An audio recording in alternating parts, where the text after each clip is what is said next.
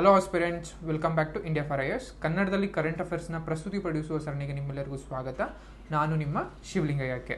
ನಾವಿವತ್ತು ಡಿಸ್ಕಸ್ ಮಾಡೋದಕ್ಕೆ ಅಂತ ತೊಗೊಂಡಿರೋಂಥ ಟಾಪಿಕ್, ಅಥವಾ ನಾವು ಇವತ್ತು ಯಾವ ವಿಷಯದ ಬಗ್ಗೆ ಚರ್ಚೆ ಮಾಡ್ತಿದ್ದೀವಿ ಅಂತ ಅಂದರೆ ಸಿಂಪ್ಲಿಪಾಲ್ ಹುಲಿ ಸಂರಕ್ಷಿತ ಪ್ರದೇಶ ಅಂತ ಕರಿತೀವಿ, ಅಥವಾ ಟೈಗರ್ ರಿಸರ್ವ್ ಅಂತ ಕರಿತೀವಿ. ಅಂದರೆ Similipal tiger reserves. So Similipal tiger reserves ಏನಕ್ಕೆ ನ್ಯೂಸಲ್ಲಿ ಇತ್ತು ಅಥವಾ ಏನು ಕಾಂಟೆಸ್ಟ್ ಇತ್ತು ಅಂತ ನೋಡೋದಾದರೆ, Odisha to established a melanistic tiger safari, a first of its kind in world. ಪ್ರಪಂಚದಲ್ಲೇ ಮೊದಲ ಬಾರಿಗೆ ಮೆಲನಿಸ್ಟಿಕ್ ಒಂದು ಟೈಗರ್ ಸಫಾರಿಯನ್ನು ಇತ್ತೀಚೆಗೆ ಒರಿಸ್ಸಾ ಶುರು ಮಾಡಿದೆ, ಅಂದರೆ ಆರಂಭಿಸಿದೆ. ಸೊ ಅದಕ್ಕೋಸ್ಕರ ಇದು ನ್ಯೂಸಲ್ಲಿತ್ತು.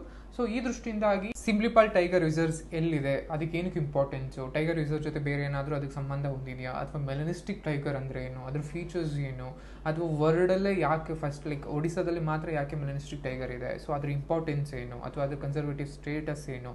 ಸೊ ಈ ರೀತಿಯಾಗಿ ಸವಿವರವಾಗಿ ಮುಂದಿನ ಸ್ಲೈಡ್ಸಲ್ಲಿ ತಿಳ್ಕೊತಾ ಹೋಗೋಣ. ಸಿಂಪ್ಲಿಪಾಲ್ ಟೈಗರ್ ರಿಸರ್ವ್ಸ್ ಏನಿದೆ, ಇದು ಮಯೂರ್ಗಂಜ್ ಜಿಲ್ಲೆ, ಒಡಿಸ್ಸಾದ ಮಯೂರ್ಗಂಜ್ ಜಿಲ್ಲೆನಲ್ಲಿ ಕಂಡುಬರುತ್ತದೆ. ಪೂರ್ವ ಘಟ್ಟಗಳಲ್ಲಿ, ಅಥವಾ ಏನು ಈಸ್ಟರ್ನ್ ಘಾಟ್ಸ್ ಅಂತ ಏನು ಕರಿತೀವಿ, ಇದು ಪೂರ್ವ ಘಟ್ಟಗಳ ತುದಿಯಲ್ಲಿರುವಂತಹ ಮಯೂರ್ಗಂಜ್ ಜಿಲ್ಲೆನಲ್ಲಿ ಈ ಸಿಂಪ್ಲಿಪಾಲ್ ಟೈಗರ್ ರಿಸರ್ವ್ಸ್ ಕಂಡುಬರುತ್ತೆ.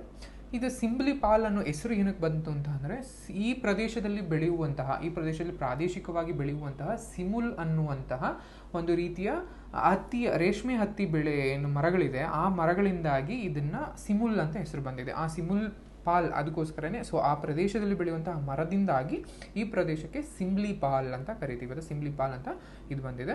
ಸೊ ಇದು 1956ರಲ್ಲಿ ಹುಲಿ ಸಂರಕ್ಷಿತ ಪ್ರದೇಶ ಅಂತ ಟ್ಯಾಗ್ ತಗೊಳುತ್ತೆ. ಇದಕ್ಕೆ ಮುಂಚೆ ಯಾಕೆಂದರೆ ಇದಕ್ಕೆ ಸ್ವತಂತ್ರ ಬರೋಕ್ಕಿಂತ ಮುಂಚೆಯಿಂದನೂ ಕೂಡ ಅಂದರೆ ರಾಜಮನೆತನಗಳು ಅಥವಾ ಬ್ರಿಟಿಷರು ಈ ಪ್ರದೇಶದಲ್ಲಿ ಹುಲಿಯನ್ನು ಬೇಟೆಯಾಡೋದಕ್ಕೋಸ್ಕರ ಈ ಪ್ರದೇಶವನ್ನು ಗುರುತಿಸಿಕೊಂಡಿರ್ತಾರೆ. ಆ ದೃಷ್ಟಿಯಿಂದಾಗಿ 1956ರಲ್ಲೇ ಇದನ್ನು ಹುಲಿ ಸಂರಕ್ಷಿತ ಪ್ರದೇಶ ಅಂತ ಇರುತ್ತೆ. ಬಟ್ ಅಂದರೆ ಒಂದು ಕರಾರುವಕ್ಕಾಗಿ ಕಾನೂನುಬದ್ಧವಾಗಿ 1973ರಲ್ಲಿ ಅಂಡರ್ ಪ್ರಾಜೆಕ್ಟ್ ಟೈಗರ್ ಏನಿದೆ, ಇದರಲ್ಲಿ ಒಟ್ಟು ಪ್ರಾಜೆಕ್ಟ್ ಟೈಗರ್ ಶುರು ಮಾಡಿದಾಗ ಅದರ ಅಡಿನಲ್ಲಿ ಫಸ್ಟ್ 9 ಹುಲಿ ಪ್ರದೇಶಗಳನ್ನು ಟೈಗರ್ ರಿಸರ್ವ್ ಅಂತ ಶುರು ಮಾಡ್ತಾರೆ. ಅದರಲ್ಲಿ ಒಂದು ಸಿಂಪ್ಲಿಪಾಲ್. ಸೊ 1973ರ ಪ್ರಾಜೆಕ್ಟ್ ಟೈಗರ್ ಅಡಿನಲ್ಲಿ ಇದು ಕೂಡ ಸಿಂಪ್ಲಿಪಾಲ್ ಟೈಗರ್ ರಿಸರ್ವ್ ಇರುತ್ತೆ.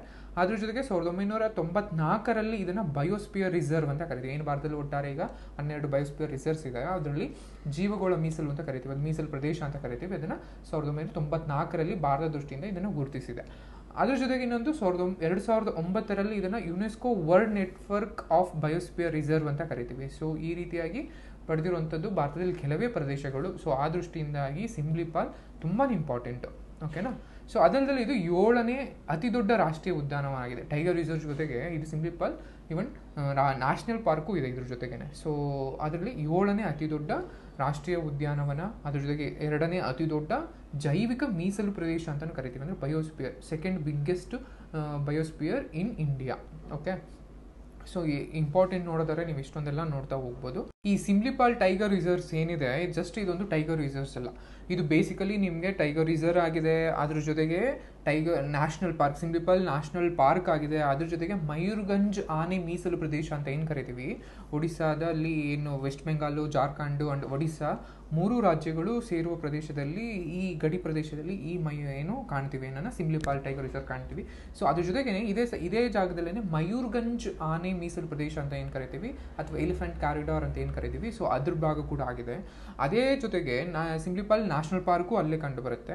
ಸೊ ಅದ್ರ ಜೊತೆನಲ್ಲೇ ಅಲ್ಲೇ ಪಕ್ಕದಲ್ಲೇ ಸಿಂಪ್ಲಿಪಾಲ್ ಟೈಗರ್ ರಿಸರ್ವ್ಸ್ ಇದೆ. ಅದು ಇನ್ನೂ 2 ಒಂದು ಅಭಯಾರಣ್ಯಗಳನ್ನ, ಅಂದರೆ ವೈಲ್ಡ್ ಲೈಫ್ ಸ್ಯಾಂಚುರಿಗಳನ್ನ ಕೂಡ ಒಳಗೊಂಡಿದೆ. ಅದು ಯಾವುದಾದ್ರು ಅಂದರೆ ಹಡ್ಗಡ್ ಅಂತ ಕರಿತೀವಿ, ಇನ್ನೊಂದು ಕುಲ್ದಿಹಾ ವನ್ಯಜೀವಿ ಅಭಯಾರಣ್ಯ ಅಂತ ಕರಿತೀವಿ. ಸೊ ತುಂಬಾ ಇಂಪಾರ್ಟೆಂಟ್, ಯಾಕೆಂದರೆ ಈ ದೃಷ್ಟಿಯಿಂದಾಗಿ ಇದು ಕೇವಲ ಒಂದು ಟೈಗರ್ ರಿಸರ್ವ್ಸ್ ಅಷ್ಟೇ ಅಲ್ಲ, ಟೈಗರ್ ರಿಸರ್ವ್ಸ್ ಜೊತೆ ನ್ಯಾಷನಲ್ ಪಾರ್ಕ್ ಇದೆ, ವೈಲ್ಡ್ ಲೈಫ್ ಸ್ಯಾಂಚುರೀಸ್ ಇದೆ, ಬಯೋಸ್ಪಿಯರ್ ರಿಸರ್ವ್ಸ್ ಇದೆ, ಎಲಿಫೆಂಟ್ ಕಾರಿಡಾರ್ ಇದೆ.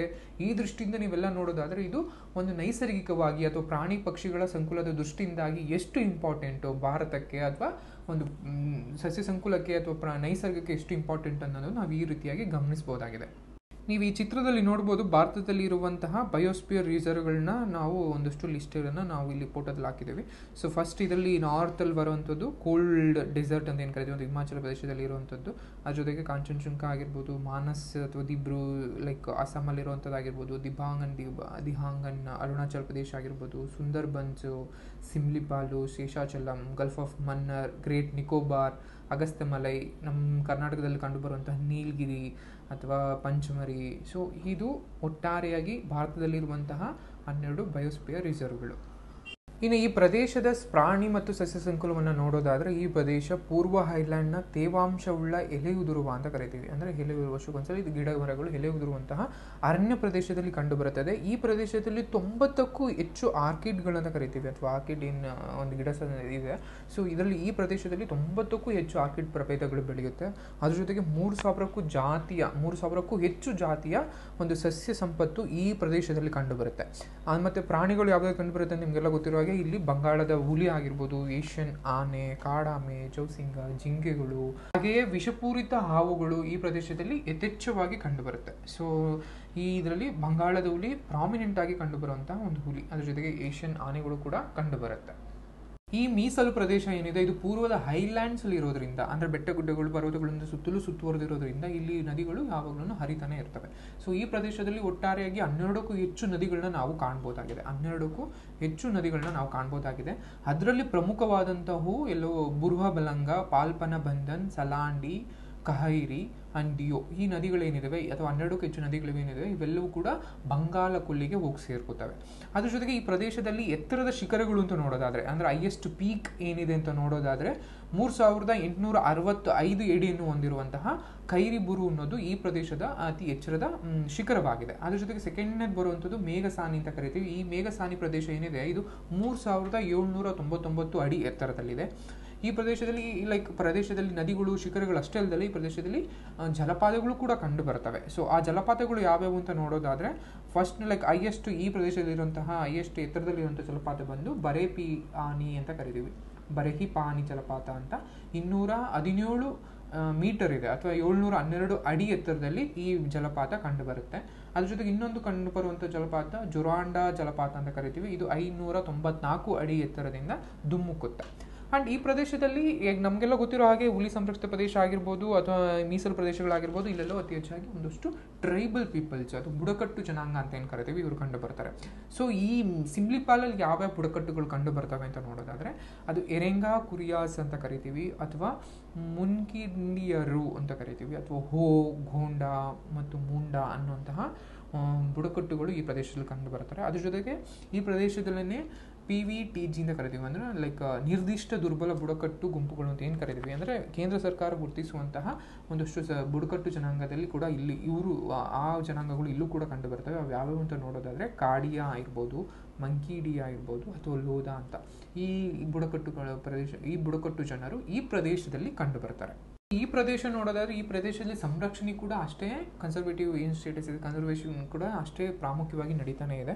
ಸೊ ಇದು ನಿಮಗೆಲ್ಲ ಗೊತ್ತಿರೋ ಹಾಗೇನೆ ಸ್ವತಂತ್ರ ಪೂರ್ವದಿಂದನೂ ಕೂಡ ರಾಜರ ಒಂದು ಬೇಟೆ ಸ್ಥಾನ ಆಗಿದ್ದರಿಂದ ಇದನ್ನ ಉಳಿಸ್ಕೊಳ್ಳೋದಕ್ಕೆ ತುಂಬಾ ಜನರು ಹೋರಾಡ್ಕೊಂಡು ಬಂದಿದ್ದಾರೆ. ಅದ್ರ ಜೊತೆಗೆ ಈ ಪ್ರದೇಶದಲ್ಲಿ ಅತಿ ಹೆಚ್ಚಾಗಿ ಕಾಡ್ಗಿಚ್ಚುಗಳು ಯಾವಾಗೂ ಕಾಣಿಸ್ಕೊಳ್ಳೋದು, ಯಾಕೆಂದ್ರೆ ಇದು ಎಲೆ ಉದುರುವ ಅಂದ್ರೆ ಡಿಸಿಡಿಯಸ್ ಫಾರೆಸ್ಟ್ ಆಗಿರೋದ್ರಿಂದ ಎಲೆ ಉದುರದಂಥ ಕಾಲದಲ್ಲಿ ಎಲೆಗಳು ಒಣಗಿ ನಿಂತಿರುತ್ತೆ. ಒಂದೇ ಒಂದು ಕಿಡಿ ಸಾಕು, ಅಥವಾ ಮಿಂಚಿಗೋ ಅಥವಾ ಒಂದು ಕಿಡಿಗೋ ಅಥವಾ ಮರಗಳು ತಿಕ್ಕಾಟದಿಂದ ಉರುವಾದಂಥ ಒಂದು ಘರ್ಷಣೆಯಿಂದ ಕೂಡ ಕಿಡಿಗೆ ಹಾರಿ ಇಡೀ ಕಾಡನ್ನೇ ಹತ್ತು ಉರಿಯೋದು. ಸೊ ಈ ಎಲ್ಲ ದೃಷ್ಟಿಯಿಂದ ಇದನ್ನು ಸಂರಕ್ಷಣೆ ಮಾಡೋದಕ್ಕೆ ಒಂದಷ್ಟು ಜನಗಳು ಇರ್ತಾರೆ. ಸೊ ಈ 1972ರಲ್ಲಿ ಹುಲಿ ಸಂರಕ್ಷಿತ ಪ್ರದೇಶ ಅಂತ ಏನು ಟೈಗರ್ ರಿಸರ್ವ್ ಅಂತ ಘೋಷಣೆ ಆಯಿತು. ಆ ನಂತರದಲ್ಲಿ ಫಸ್ಟ್ ಅದಕ್ಕೆ ಆಫೀಸರ್ ಆಗಿ ಸರೋಜ್ ರಾಜ್ ಚೌಧರಿ ಅಂತ ಇರ್ತಾರೆ. ಸೊ ಇವರನ್ನ ಆ ಪ್ರದೇಶಕ್ಕೆ ಫೀಲ್ಡ್ ಆಫೀಸರ್ ಅಂತ ಮಾಡ್ತಾರೆ. ಸೊ ಇವ್ರು ತುಂಬಾನೇ ಇಂಪಾರ್ಟೆಂಟ್ ವ್ಯಕ್ತಿ. ಯಾಕೆಂದ್ರೆ ಇವರಿದ್ದಾಗ ಆ ಪ್ರದೇಶದಲ್ಲಿ ಒಂದಷ್ಟು ಹೆಚ್ಚಿನ ಸಂರಕ್ಷಣೆ ಆಗಿರ್ಬೋದು ಅಥವಾ ಜೀವ ವೈದ್ಯದ ಒಂದು ಅಧ್ಯಯನ ತುಂಬಾ ಮಟ್ಟಿಗೆ ನಡೆಯುತ್ತೆ. ಇವ್ರಿಗೆ ಒಂದು ಖೈರಿ ಅನ್ನೋ ನದಿ ತೀರದಲ್ಲಿ ಒಂದು ಹೆಣ್ಣು ಹುಲಿ ಮರಿ ಇರುತ್ತೆ. ಸೊ ಅದು ಸಿಕ್ಕಿರುತ್ತೆ. ಅದನ್ನ ಅಲ್ಲಿನ ಒಂದಷ್ಟು ಬುಡಕಟ್ಟು ಜನರು ತಂದು ಈ ಆಫೀಸರ್ ಕೊಡ್ತಾರೆ. ಈ ಆಫೀಸರ್ ಆ ನದಿಗೆ ಅಂದ್ರೆ ಖೈರಿ ನದಿನಲ್ಲಿ ಸಿಕ್ಕಂತ ಏನು ಒಂದು ಹೆಣ್ಣು ಮಗು ಚಿಕ್ಕ ಹುಲಿ ಇರುತ್ತೆ, ಇದಕ್ಕೆ ಅದನ್ನ ಖೈರಿ ಅಂತಾನೆ ಹೆಸರಿಡ್ತಾರೆ. ಸೊ ಇವರು ಇದನ್ನ ಮನೆಯಲ್ಲೇ ಸಾಕೋತಾರೆ. ಅಂದ್ರೆ ಇವರನ್ನ ತನ್ನ ದತ್ತು ಮಗಳಾಗಿ ಈ ದಂಪತಿಗಳು ಏನಿರ್ತಾರೆ ಅಂದ್ರೆ ಸರೋಜ್ ರಾಜ್ ದಂಪತಿಗಳು ಏನಿರ್ತಾರೆ ಅವರು ಅದನ್ನ ತಮ್ಮ ಮಗು ರೀತಿನಲ್ಲೇ ಸಾಕೋತಾರೆ. ಅದ್ರ ಜೊತೆಗೆ ಇನ್ನೊಂದು ವಿಶೇಷ ಅನ್ನುವಂಥದ್ದು ಪಗ್ ಮಾರ್ಕ್ ವಿಧಾನ ಅಂತ ಕರಿತೀವಿ. ನಾವು ಇವತ್ತೇನು ಹುಲಿ ಗಣತಿ ಅಂತ ಕರಿತೀವಿ, ಅಥವಾ 4 ವರ್ಷಗಳೊಮ್ಮೆ ನಡೆಯುವಂತಹ ಹುಲಿ ಗಣತಿನಲ್ಲಿ ಪಗ್ ಮಾರ್ಕ್ ವಿಧಾನ ಕೂಡ ಒಂದು ಪರಿಣಾಮಕಾರಿ ವಿಧಾನ. ಈ ಪಗ್ ಮಾರ್ಕ್ ವಿಧಾನವನ್ನ ಪರಿಚಯಿಸಿದವರೇನೆ ಸರೋಜ್ ರಾಜ್ ಚೌಧರಿ. ಸೊ ತುಂಬಾ ಇಂಪಾರ್ಟೆಂಟು. ಸೊ ಈ ಸರೋಜ್ ರಾಜ್ ಚೌಧರಿ ಅವರು 1972ರಲ್ಲೇ ಈ ವಿಧಾನವನ್ನು ಪರಿಚಯಿಸ್ತಾರೆ. ಆ ನಂತರದಲ್ಲಿ 1973ರಿಂದ ಈ ಒಂದು ಏನು ಈ ಶೈಲಿ ಇದೆ ಅಂದರೆ ಪಗ್ಮಾಕ್ ವಿಧಾನ ಅಂತ ಏನು ಕರಿತೀವಿ, ಇದನ್ನು ಭಾರತದಾದ್ಯಂತ ಅಳವಡಿಸ್ಕೊಂಡು ಆಮೇಲೆ ಆ ದೃಷ್ಟಿಯಿಂದಾಗಿ ಹುಲಿಗಳನ್ನ ಗಣತಿಯನ್ನು ಶುರು ಮಾಡ್ತಾರೆ. ಸೊ ಆ ದೃಷ್ಟಿಯಿಂದಾಗಿ ಸರೋಜ್ ರಾಜ್ ಚೌಧರಿ ಅವರು ತುಂಬಾ ಇಂಪಾರ್ಟೆಂಟ್. ಒಡಿಸ್ಸಾ ಮುಖ್ಯಮಂತ್ರಿ ಆದಂತಹ ನವೀನ್ ಪಟ್ನಾಯಕ್ ಅವರು ಇತ್ತೀಚೆಗೆ ಒಡಿಸ್ಸಾದಲ್ಲಿರುವಂತಹ ಸಿಂಪ್ಲಿಪಾಲ್ ಟೈಗರ್ ರಿಸರ್ವ್ನಲ್ಲಿ ಮೆಲನಿಸ್ಟಿಕ್ ಟೈಗರ್ ಸಫಾರಿಯನ್ನು ಪ್ರಾರಂಭಿಸುತ್ತೇವೆ. ಇದು ಒಡಿಸ್ಸಾದಲ್ಲೇ ಮಾತ್ರ ಕಂಡುಬರುವಂತಹ ಅಪರೂಪದ ಮತ್ತು ಭವ್ಯವಾದಂತಹ ಬಂಗಾಳದ ಹುಲಿಗಳಿಗೆ ಸೇರಿದಂತಹ ಮೆಲನಿಸ್ಟಿಕ್ ಹುಲಿ ಸಫಾರಿ ಆಗಿರುತ್ತೆ. ಇದು ಪ್ರಪಂಚದ ಇನ್ನೆಲ್ಲೂ ಕಂಡು ಬರಲ್ಲ ಈ ರೀತಿ ಹುಲಿ ಅಂತ ಹೇಳಿದ್ದಾರೆ.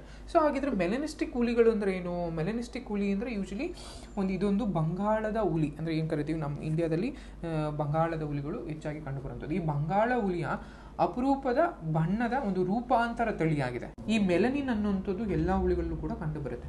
ಬಟ್ ಈ ಬಂಗಾಳದ ತಳಿ ಏನು ರಾಯಲ್ ಬೆಂಗಾಲ್ ಟೈಗರ್ ಅಂತ ಕರಿತೀವಿ, ಇದರ ಒಂದು ತಳಿಯಾದಂತಹ ಇದರ ಹತ್ರ ಒಂದು ರೂಪಾಂತರವಾದಂತಹ ಈ ಒಡಿಸ್ಸಾದಲ್ಲಿ ಕಂಡುಬರುವ ಸಿಂಪ್ಲಿಪಾಲ್ ಪ್ರದೇಶದಲ್ಲಿ ಹುಲಿಗಳಲ್ಲಿ ಮೆಲನಿನ್ ಅಂಶ ಅತಿ ಹೆಚ್ಚಾಗಿ ಕಂಡುಬರುತ್ತೆ. ಈ ಮೆಲನಿನ್ ಅಂಶ ಹೆಚ್ಚಾಗಿ ಕಂಡುಬರೋದ್ರಿಂದ ಅವ್ರ ಕೂದಲುಗಳಲ್ಲಿ ಅಂದರೆ ಈ ಪ್ರಾಣಿಯ ಕೂದಲುಗಳಲ್ಲಿ ಅಥವಾ ಚರ್ಮದಲ್ಲಿ ಅಥವಾ ದೇಹದ ಮೇಲೆ ಕಪ್ಪು ಬಣ್ಣ ಹೆಚ್ಚಾಗಿ ಉತ್ಪಾದನೆ ಆಗುತ್ತೆ. ಸೊ ಈ ಹೆಚ್ಚಾಗಿ ಉತ್ಪಾದನೆ ಆದಾಗ ಈ ಪಟ್ಟಿಗಳು ಯೂಶಲಿ ನಾವೆಲ್ಲ ಹುಲಿಗಳ ಪಟ್ಟಿಗಳು ಏನಾಗುತ್ತೆ ಅದು ಕಂದು ಬಣ್ಣದಲ್ಲಿರುತ್ತೆ. ಆ ಕಂದು ಬಣ್ಣ ಏನಾಗುತ್ತೆ ಗಾಢ ಕಂದು ಬಣ್ಣ ಅಥವಾ ಕಪ್ಪು ಬಣ್ಣಕ್ಕೆ ತಿರುಗುತ್ತೆ. ಸೊ ಏನು ಗಾಢವಾದಂಥ ಕಪ್ಪು ಬಣ್ಣ ಅಥವಾ ಕಪ್ಪು ಬಣ್ಣಕ್ಕೆ ಇದು ತಿರುಗುತ್ತೆ. ಆಗ ತಿರುಗಿದಾಗ ಈ ಹುಲಿಯ ಪಟ್ಟೆಗಳು ಕಪ್ಪಗೆ ಕಾಣುತ್ತೆ. ಸೊ ಈ ಕಪ್ಪಗೆ ಕಾಣೋದ್ರಿಂದಾಗಿ ಇದನ್ನು ಮೆಲನಿಸ್ಟಿಕ್ ಹುಲಿಗಳು ಅಂತ ಕರಿತೀವಿ, ಅಥವಾ ಇನ್ನೊಂದು ಸ್ಯೂಡೋ ಮೆಲನಿಸ್ಟಿಕ್ ಅಂತ ಕೂಡ ಕರೀತಾರೆ. ಆ ದೃಷ್ಟಿಯಿಂದನೂ ಇದನ್ನು ಹಾಗೂ ಕರೀತಾರೆ. ಸೊ ಇದನ್ನು ಮೆಲನಿಸ್ಟಿಕ್ ಟೈಗರ್ ಅಂತ ಕರಿತೀವಿ. ಸೊ ಇದಕ್ಕೆ ಕಾರಣವಾಗುವಂತಹ ಒಂದು ಜೀನ್ ನೋಡೋದಾದರೆ ಅದನ್ನು ಟ್ರಾನ್ಸ್ಮೆಂಬ್ರೇನ್ ಅಮಿನೋಪೆಪ್ಟಿಡೇಸ್ ಕ್ಯೂ ಅಂತ ಕರಿತೀವಿ. ಈ ಜೀನ್ನಿಂದಾಗಿ ಈ ಬಂಗಾಳದ ಹುಲಿಗಳಲ್ಲಿ ಈ ಥರದ ಒಂದು ತಳಿಗಳು ಕಂಡು ಬರುತ್ತೆ. ಸೊ ಇದರದ್ದು IUCN ಪ್ರಕಾರ ಇದನ್ನ ಸ್ಥಿತಿ ನೋಡೋದಾದ್ರೆ ಅಂದರೆ ಇದು ಕನ್ಸರ್ವೇಷನ್ ಸ್ಟೇಟಸ್ ನೋಡೋದಾದರೆ ಇದು ಅಳಿವಿನಂಚಿನಲ್ಲಿರುವ ಅಂತ ಕಂಡು ಬರುತ್ತೆ ಈ ಹುಲಿ. ಸೊ ಯಾಕೆಂದರೆ ಈ ಹುಲಿಗಳು ಸಿಂಪ್ಲಿಪಾಲ್ ಟೈಗರ್ ರಿಸರ್ವ್ನಲ್ಲಿ ಮಾತ್ರ ಕಂಡು ಬರುತ್ತೆ. ಭಾರತದ ಅಥವಾ ಪ್ರಪಂಚದ ಇನ್ಯಾವುದೇ ಪ್ರದೇಶದಲ್ಲಿ ಅಥವಾ ಇನ್ಯಾವುದೇ ನೈಸರ್ಗಿಕವಾಗಿ ಪರಿಸರದಲ್ಲಿ ಕಂಡು ಬರಲ್ಲ. ಓಕೆನಾ? ಇನ್ನು ಎಷ್ಟು ಹುಲಿಗಳಿದೆ ಈ ಮೆಲನಿಸ್ಟಿಕ್ ಹುಲಿಗಳು ಅಂತ ನೋಡೋದಾದರೆ ಲೈಕ್ ಒಡಿಸ್ಸಾದಲ್ಲಿ ಅತಿ ಹೆಚ್ಚು ಹುಲಿಗಳು ಕಂಡು ಬರುವಂಥದ್ದು ಈ ಸಿಂಪ್ಲಿಪಾಲ್ ಟೈಗರ್ ರಿಸರ್ವ್ಸಲ್ಲೇ. ಬಟ್ ಅಂದರೆ ಈಗ ಇತ್ತೀಚಿನ ಅಂಕಿಅಂಶಗಳ ಪ್ರಕಾರ ಒಟ್ಟು 16 ಹುಲಿಗಳು ಸಿಂಪ್ಲಿಪಾಲ್ ಟೈಗರ್ ರಿಸರ್ವಲ್ಲಿ ಇದೆ ಅಂತ ಹೇಳ್ತಿದ್ದಾರೆ. ಆ 16ರಲ್ಲಿ 10 ಮೆಲನಿಸ್ಟಿಕ್ ಹುಲಿಗಳಿಗೆ ಸೇರಿದ್ದು ಅಂದರೆ ಈ ತಳಿಗೆ ಸೇರಿದ್ದು. ಸೊ ಇನ್ನು ಕೇವಲ ಉಳಿದಿರುವಂಥದ್ದು ಕೇವಲ 10ರಿಂದ 12 ಮೆಲನಿಸ್ಟಿಕ್ ಹುಲಿಗಳು. ಆ ದೃಷ್ಟಿಯಿಂದಾಗಿ ಇದು ಎಷ್ಟು ಇಂಪಾರ್ಟೆಂಟ್ ಅಂತ ನಮಗೆ ಗೊತ್ತಾಗುತ್ತೆ. ಸೊ ಇದನ್ನು ಉಳಿಸ್ಕೊಳ್ಳುವಂತಹ ಎಲ್ಲ ಸಂರಕ್ಷಣಾ ಒಂದು ಪರಿಹಾರಗಳೇನಿದೆ ಅದೆಲ್ಲವನ್ನೂ ಕೂಡ ಒಡಿಸ್ಸಾ ಸರ್ಕಾರ ತೆಗೆದುಕೊಳ್ತಾ ಇದೆ. ಇದಿಷ್ಟು ಈ ವಿಡಿಯೋ ಬಗ್ಗೆನ ಅಥವಾ ಸಿಂಪ್ಲಿಪಾಲ್ ಟೈಗರ್ ರಿಸರ್ವ್ ಬಗ್ಗೆನ ಮಾಹಿತಿ. ನಾವಿಲ್ಲಿ ತುಂಬ ಗಮನಿಸಬೇಕಾಗಿದ್ದು ಸಿಂಪ್ಲಿಪಾಲ್ ಟೈಗರ್ ರಿಸರ್ವ್ಸು ಯಾವ ಸ್ಟೇಟಲ್ಲಿ ಕಂಡು ಬರುತ್ತೆ, ಅದ್ರ ಜೊತೆಗೆ ಯಾವಾಗ ಅದನ್ನು ಟೈಗರ್ ರಿಸರ್ವ್ಸ್ ಆಯಿತು, ಟೈಗರ್ ರಿಸರ್ವಿಂದ ಯಾವಾಗ ಅದನ್ನು ನ್ಯಾಷನಲ್ ಪಾರ್ಕ್ ಆಯಿತು, ಆಮೇಲೆ ಬಯೋಸ್ಪಿಯರ್ ರಿಸರ್ವ್ ಆಗಿರ್ಬೋದು ಅಥವಾ ಯುನೆಸ್ಕೋ ಮ್ಯಾನನ್ ಬಯೋಸ್ಪಿಯರ್ ರಿಸರ್ವ್ ಸೈಟ್ ಆಗಿರ್ಬೋದು. ಅದ್ರ ಜೊತೆಗೆ ಈ ಪ್ರದೇಶದಲ್ಲಿ ಕಂಡುಬರುವಂತಹ ನದಿಗಳು ಕೂಡ ತುಂಬ ಇಂಪಾರ್ಟೆಂಟು. ಕೆಲಸಲ್ಲಿ ಎಕ್ಸಾಮ್ಸ್ನಲ್ಲಿ ಸಿಂಪ್ಲಿಪಾಲ್ ಅಥವಾ ಈ ನದಿ ಯಾವ ನ್ಯಾಷನಲ್ ಪಾರ್ಕಲ್ಲಿ ಅಥವಾ ಯಾವ ಟೈಗರ್ ರಿಸರ್ವಲ್ಲಿ ಕಂಡು ಬರುತ್ತೆ ಅಂತ ಕೇಳ್ಬೋದು. ಅಥವಾ ಯಾವ ಕೆಲವು ಬುಡಕಟ್ಟುಗಳನ್ನ ಮೆನ್ಷನ್ ಮಾಡಿ ನಾವಿಲ್ಲಿ ಅವಾಗಲೇ ಮಾತಾಡ್ದಂಗೆ ಬುಡಕಟ್ಟುಗಳು ಬೇಕಾದಷ್ಟು ಬುಡಕಟ್ಟು, ಕಾಡಿ ಆಗಿರ್ಬೋದು, ಮಂಕಿಡಿ ಆಗಿರ್ಬೋದು, ಘೋಂಡ, ಖಾಡಿಯಾ, ಇವೆಲ್ಲವೂ ಕೂಡ ಎಲ್ಲಿ ಕಂಡು ಬರುತ್ತೆ ಅಂತ ಕೇಳಿದಾಗ ಯಾವ ಟೈಗರ್ ರಿಸರ್ವ್ ಕಂಡು ಬರುತ್ತೆ ಅಂತ ನಮ್ಗೆ ಅದನ್ನು ಆನ್ಸರ್ ಹೇಳೋ ರೀತಿಯಲ್ಲಿ ಇರಬೇಕು. ಅಥವಾ ಮಯೂರ್ಗಂಜ್ ಆನೆ ಮೀಸಲು ಪ್ರದೇಶ ಯಾವ ನ್ಯಾಷನಲ್ ಪಾರ್ಕ್ನ ಭಾಗವಾಗಿದೆ ಅಂತ ಕೇಳಿದವರು ಕೂಡ ಸಿಂಪ್ಲಿಪಾಲ್ ಅಂತ ಹೇಳಬೇಕಾಗತ್ತೆ. ಸೊ ಈ ದೃಷ್ಟಿಯಿಂದಾಗಿ ಈ ಸಂಪೂರ್ಣವಾಗಿ ನಾವು ಸಿಂಪ್ಲಿಪಾಲ್ ಟೈಗರ್ ರಿಸರ್ವ್ ಬಗ್ಗೆ ತಿಳ್ಕೊಬೇಕಾಗುತ್ತೆ. ಇನ್ನು ಎಕ್ಸಾಮ್ ಪರ್ಸ್ಪೆಕ್ಟಿವ್ ಇಂದ ಯಾವ ರೀತಿಯಲ್ಲಿ ಸಿಂಪ್ಲಿಪಾಲ್ ಟೈಗರ್ ರಿಸರ್ವ್ ಮೇಲೆ ಕ್ವಶನ್ ಕೇಳಬಹುದು ಅಂದರೆ ನಾವು ಇನ್ನೊಂದು ಪ್ರಶ್ನೆ ನೋಡ್ಬೋದು. ಸಿಂಪ್ಲಿಪಾಲ್ ಟೈಗರ್ ರಿಸರ್ವ್ ಸಂಬಂಧಿಸಿದಂತೆ ಈ ಕೆಳಗಿನ ಯಾವ ಹೇಳಿಕೆಗಳು ಸರಿಯಾಗಿದೆ ಅಂತ ಇದೆ. ಈ ಪ್ರದೇಶದಲ್ಲಿ ಸಾಲ್ ಮರಗಳು ಪ್ರಮುಖವಾಗಿ ಕಂಡುಬರುತ್ತೆ.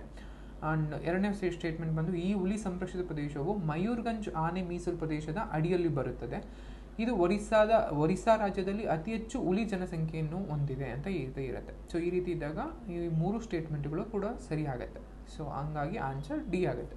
ಇಷ್ಟು ಸಿಂಪ್ಲಿಪಾಲ್ ಟೈಗರ್ ರಿಸರ್ವ್ ಆಗಿರ್ಬೋದು ಅಥವಾ ಮೆಲನಿಸ್ಟಿಕ್ ಹುಲಿ ಬಗ್ಗೆ ಇರುವಂತಹ ಮಾಹಿತಿ. Thank you.